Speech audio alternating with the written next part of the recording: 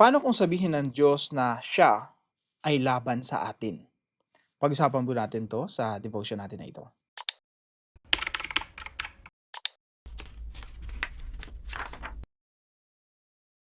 Magandang araw po sa bawat isa sa inyo. Welcome back to our 365 Daily Devotions, Bible Characters Edition. Binabati ko po muna si Jess Pablo, Edgardo Colinco, and Marieta Villaferte. Maraming salamat po sa inyong mga comments dito po sa ating mga devotions. Now, tutuloy po natin yung ating pag-aaral po patungkol po kay Prophet Nahum. So, nandito na po tayo, no? Ang layo na po ng na-cover natin. Tatapusin na lang po natin yung mga prophets, si Ezra, Nehemiah, and Esther. At tapusin po natin yung Old Testament. Now, si Prophet Jonah, umpisa natin kay Prophet Jonah kasi kakatapos lang po natin kay Prophet Joel and then Prophet Jonah. Ang pagitan po nila ni Prophet Nahum malayo po. Hanggang sa mahulog pa yung Assyria sa kamay yung Israel sa kamay ng Assyria and then si Prophet Nahum. Now, ano ba yung pinagkapareho at pinagkaiba ni Prophet Jonah and Prophet Nahum? So, ang pinagkapareho po nila, sila po ay kapwa nag-prophesy o nagbigay ng propesiya patungkol po sa Nineveh. At ang pinagkaiba po nila, sa panahon ni Jonah, nagsisi yung Nineveh. Si Nahum naman, sa panahon niya, hindi nagsisi yung Nineveh at hinatulan ng Diyos. So ano pong nangyari? Yung Nineveh po ay located po sa lugar na ito, sa Mosul, Iraq ngayon. Yan. So, dito po sa lugar na ito, tingnan po natin kung ano na lang natira. So, yung pagpupunta tayo ngayon sa Iraq, namasyal tayo doon, makikita natin yung palasyo ni Sennacherib. Ayan, ganyan na lang itsura niya. Pero long time ago, it was really beautiful. Parang ganito po siya, no? Napakaganda, sobrang ganda nitong lugar na ito. At maraming ilog sa paligid, yung Tigris tsaka yung Koser. So, ano pong nangyari dito? Kasi nga, sa panahon ni Jonah, nagsisi yung Nineveh, so na-preserve yung Nineveh. Ang problema, lumipas yung 100 taon, nagpasensya yung Diyos sa kanila, bumalik sila sa kanilang mga kasalanan at nagpasensya yung Diyos sa kanila, pero naging sila, hambog, naging arrogant. At dahil po dyan, tinuloy ng Diyos yung pagparusa sa Nineveh. So yan po yung fall of Nineveh in 612 BC. Meron pong combination ng dalawang armies yan, yung Babylon tsaka yung Medes. Kumbaga ito po yung pinakahuling taon ng Nineveh dahil ito po ay winasak ng mga Babylonians. So, ano po bang sinasabi ng propeta Nahum? So, sabi po rito sa Nahum chapter 2 verse 13, I am against you, declares the Lord Almighty. I will burn up your chariots in smoke, and the sword will devour your young lions. I will leave you no prey on the earth. The voices of your messengers will no longer be heard. Pwede po nating basahin yung buong Nahum para mas makita natin ano yung content ng Book of Nahum. Now, ito po yung mga katuruan natin ngayong araw. Number 1 po, the scariest thing. Ano po ba yung scariest? Ano ba yung pinaka-nakakatakot sa lahat? Alam niyo po, yung pinaka-nakakatakot sa lahat, hindi yung marami kang kaaway or mayroon kang kaaway na makapangyarihan, malalakas. No? Hindi nakakatakot yun. Ang nakakatakot is not to have enemies. It's not having enemies, but to have God as your enemy. Wala nang mas nakakatakot pa na yung Diyos laban sa atin o laban sa iyo o laban sa kanino man. So sabi po ng Diyos, ito po ay declaration ng Diyos sa Nineveh. Sabi niya, I am against you. Ako ay laban sa iyo. At ang matindi pa nun, sabi rito, declares the Lord Almighty. Ibig sabihin, Diyos na makapangyarihan sa lahat, si Yahweh na makapangyarihan sa lahat, laban sa iyo. Kung yung Nineveh nakadepende sa kanyang mga walls, mga malalapad na mga pader, napapaligiran ng ilog, talagang ang lakas ng defense. Tapos, kompleto provision sa loob niyan. Kahit i-siege mo yan, paligiran mo yan, hindi mo mawawasak talaga yan kasi bukod sa matatag yung mga pader nila, ang dami nilang pagkain sa loob. So susuko na lang yung mga tao nasa labas. Yung mga nasa labas, sila pa yung unang magugutom, no? Pero hindi yun ang nangyari. During the time, Nineveh is the most powerful. Pero kung ang Diyos ay laban sa Nineveh, kahit ano pang lakas ng military ng Nineveh, kahit ano pang lakas at tibay ng kanilang mga pader, hindi sila mananaig. The scariest thing is to have God as your enemy. Why? Because no amount of defense can save us. Wala tayong matatakbuhan pag ang Diyos laban sa atin. Lagi ko nga pong nai-imagine, pag haharap ka lang sa isang tao, for example, isang kriminal, for example, haharap sa judge, manginginig ako sa takot. Lalo na kapag bibitawan na yung sentensya. How much more tayong mga guilty haharap sa Diyos na siyang hukom ng lahat. Anong klaseng panginginig? No one can withstand the presence of God. Kaya kailangan talaga natin si Jesus. Si Jesus po yung ating advocate. Siya po yung ating abogado. Siya yung representative. Siya yung humaharap sa Diyos on our behalf. And number 2 po, the proud and arrogant are enemies of God.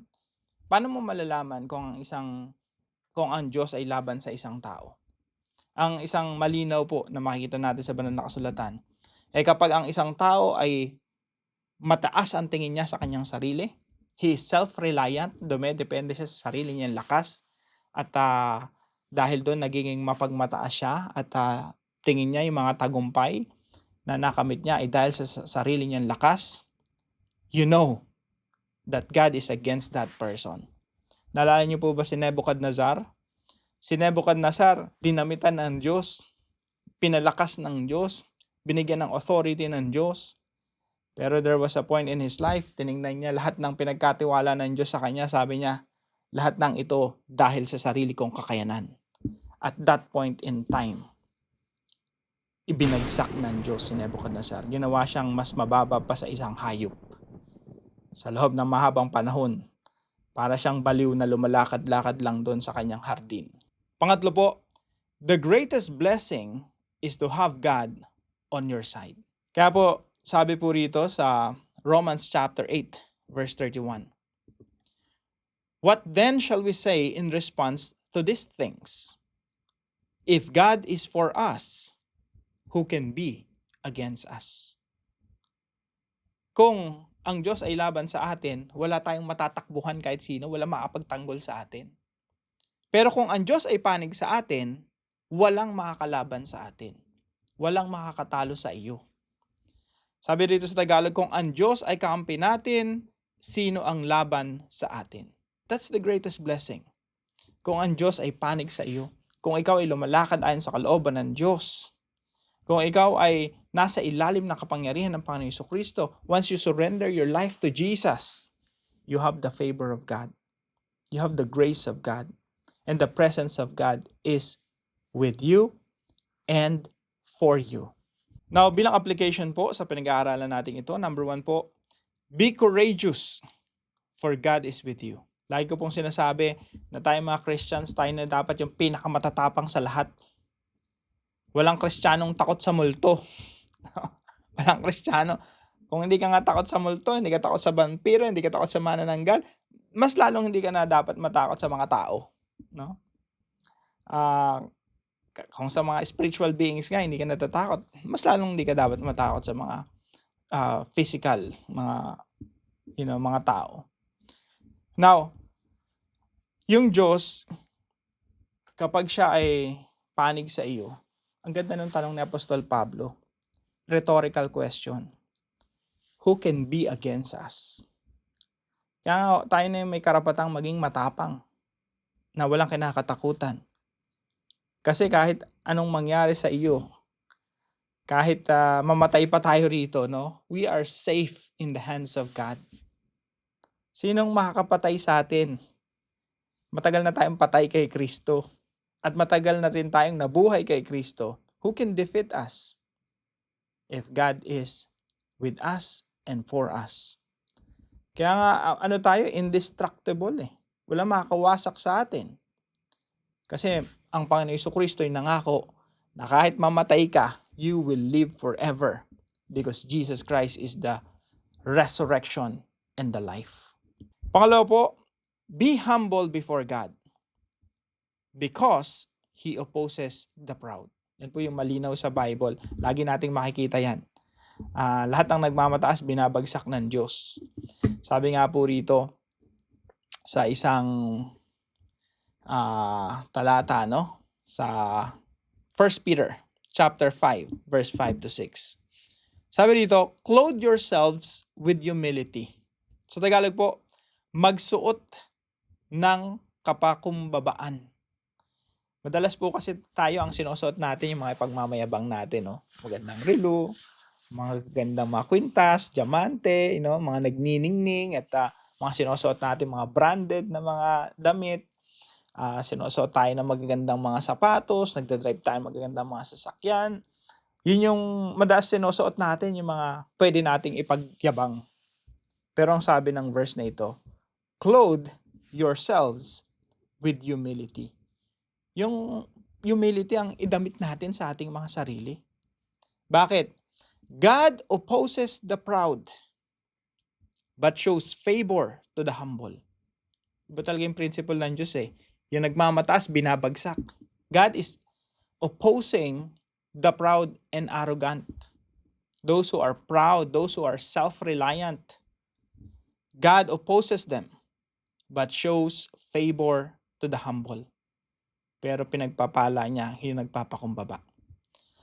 Sabi dito, humble yourselves therefore under God's mighty hand, that He may lift you up in due time. Ang nagpapakumbaba, itinataas ng Diyos sa takdang panahon. Pangatlo po, depend on God, for He is our safe refuge. Sabi nga po rito sa isang verse, dito po sa Nahum chapter 1 verse 7. Dito po sa Nahum 1 verse 3, sinasabi ron na God will not let the guilty go unpunished. So, basically, ang sinasabi ni Prophet Nahum, lahat ng mga guilty, lalo na yung mga Ninevites, hindi papakawalan ng Diyos nyo ng hindi napaparusahan. Ibig sabihin, walang lulusot sa hustisya ng Diyos. Pero pagdating dito sa verse 7 in the same chapter, the Lord is good, sabi rito. A refuge in times of trouble. Pero pwede ka tumakbo sa Diyos. He cares for those who trust in Him. Kahit makasalanan tayo, pwede tayong patawarin ng Diyos, pwede tayong magpakumbaba sa Diyos, at pwede tayong magsisi at tayo patatawarin, at ang Diyos ang kakanlong sa atin, ang Diyos ang magsishelter sa atin, ang Diyos ang mag-iingat sa atin. He is our refuge. Kaya in-explain ko nung nakaraan, no? Yung sa dive deeper natin, yung patungkol sa city of refuge, ano yung concept na yan sa Bible, and why is Jesus our city of refuge. Pag tumakbo kay Kristo, sa krus ng Panginoon Jesucristo, you are safe and sound. You are protected. Iniingatan ka doon ng Panginoong Jesucristo. Why? Kasi yung lahat ng galit at puot ng Diyos, sinalunan ng Panginoong Jesucristo. Yung punishment na para sa atin, sinalunan ng Panginoong Jesucristo, and we are covered by the blood of Jesus Christ. Kaya tayo ay kinanlong na ng ating Panginoong Jesucristo. He is our refuge. Pero kung magmamataas tayo at titingin tayo sa sarili nating kabanalan at sasabihin natin, mabuting tao naman ako, Panginoon. Ang tingin sa inyo ng Diyos, hambog. Kung tingin mo sa sarili mo mabuti, you don't need Jesus. Kasi ang tao lang makasalanan na umaamin, na nagpapakumbaba sa harapan ng Panginoon Jesucristo ang magsasabing, I need Jesus. But if you think that you are good, you are holy, then you don't need Jesus. And because of that, you will face the wrath of God. You are not covered by the blood of Jesus Christ. Para po sa ating discussion, if God examined your life today, would He find you humbly depending on Him or proudly relying on yourself?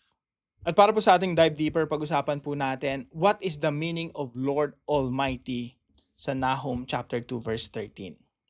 Tayo po'y manalangin. Heavenly Father, thank you for being with me each day. Help me to be courageous because you are always by my side. No matter what challenges I face, keep my heart humble before you, guarding me from pride and teaching me to submit joyfully to your will. Remind me to depend on you in every circumstance, for you alone are my strength, my wisdom, and my safe refuge. Thank you that through Jesus Christ, I am no longer your enemy, but your beloved child.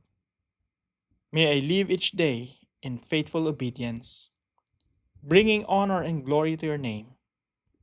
In Jesus' name, Amen and Amen. Kung kayo po ay may natutunan sa devotion natin na ito, ipalam niyo lang po sa comment section right below this video. And please don't forget to share this devotion to your family and friends. Pagpalain po kayo ng ating Panginoon. See you po tomorrow 5 a.m. dito sa ating Daily Devotions.